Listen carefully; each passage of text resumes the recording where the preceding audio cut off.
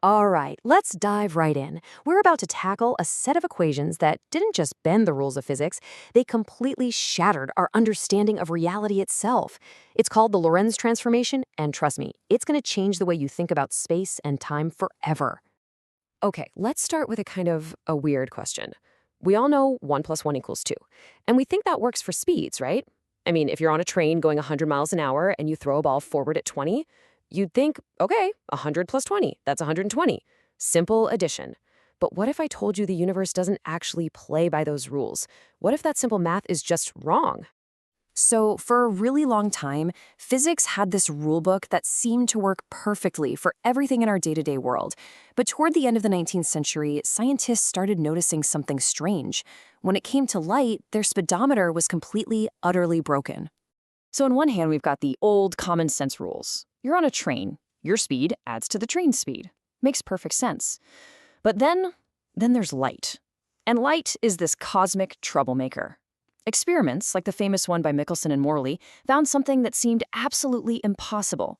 It doesn't matter if you're standing still or flying in a spaceship at a huge fraction of the speed of light. If you measure the speed of light coming from a flashlight, you will get the exact same number. Every single time. This just shouldn't be possible. The old rules were failing, big time. And this wasn't just a tiny crack in the foundation of physics, it was a full-blown crisis. The simple math everyone used for adding speeds was just flat out wrong, according to actual experiments. Even worse, it led to these totally absurd paradoxes, like things being able to move faster than light. And for physicists, there was this other huge issue. The beautiful, elegant laws of electricity and magnetism seem to change depending on your speed. And that can't be right. The laws of the universe should be the same for everyone. Physics had hit a wall.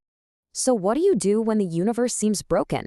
Well, thinkers like Hendrik Lorentz and, of course, Albert Einstein had to do the unthinkable.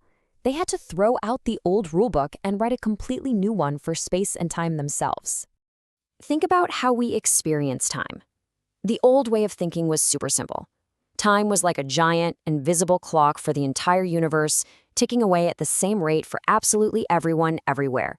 A second for me was a second for you. The math was easy. My time is your time. Seems obvious, right? Well, what if it's not just wrong, but completely wrong? And bam! Here's the radical new idea. Suddenly, time isn't so simple anymore.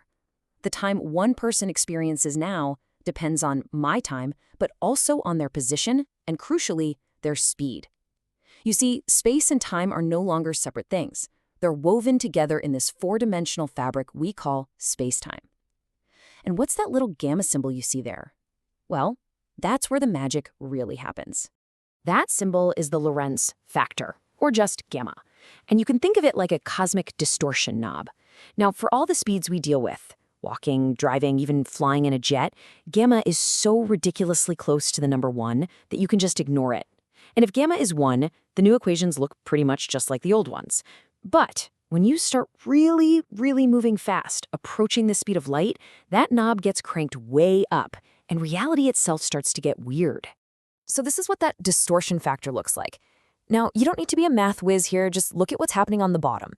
As your velocity, v, gets closer and closer to the speed of light, c, that whole bottom part of the fraction gets closer and closer to 0.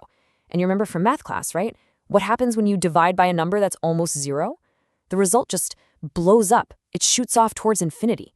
And that explosion is what bends reality. Okay, so reality is warping. What does that actually mean? Well, first up, let's see what it does to something we all think we understand. Time. So here's a question for you. Think about it for a sec. Can two things happen at the exact same time? Seems like a pretty simple question with an obvious answer. Of course they can, right? Or can they? The answer is nope.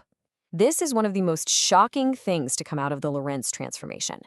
The very idea of simultaneous is relative.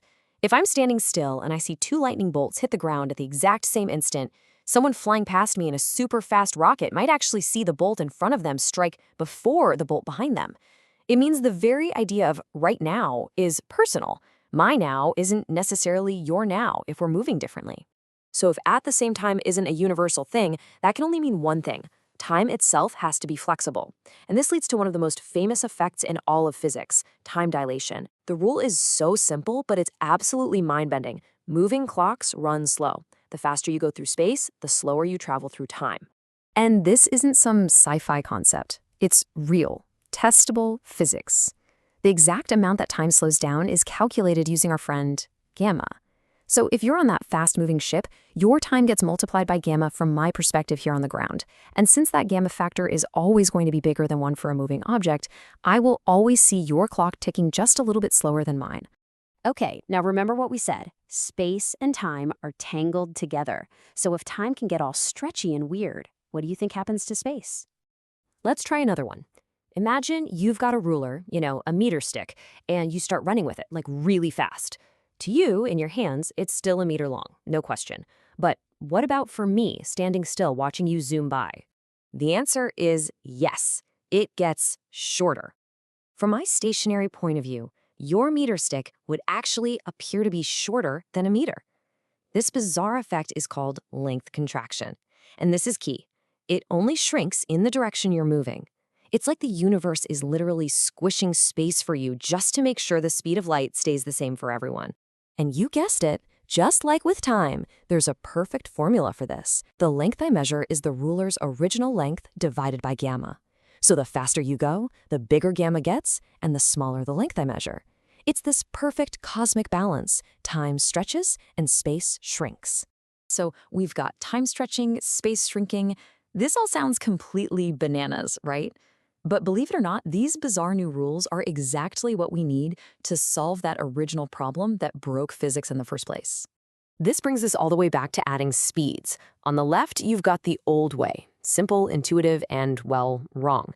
And on the right, you've got the new relativistic formula. See, the top part looks familiar, just adding the speeds together.